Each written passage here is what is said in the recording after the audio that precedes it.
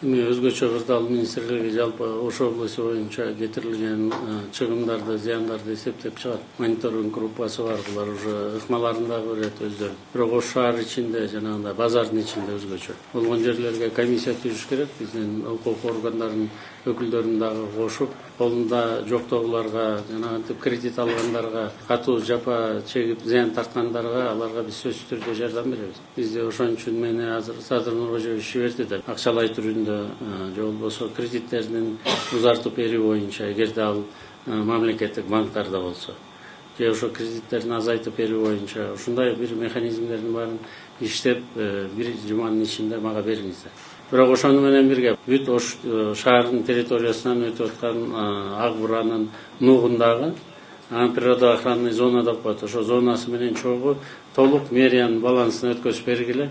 Бүт тазалоо иштеринин баарын эмтен башташыбыз керек да биз.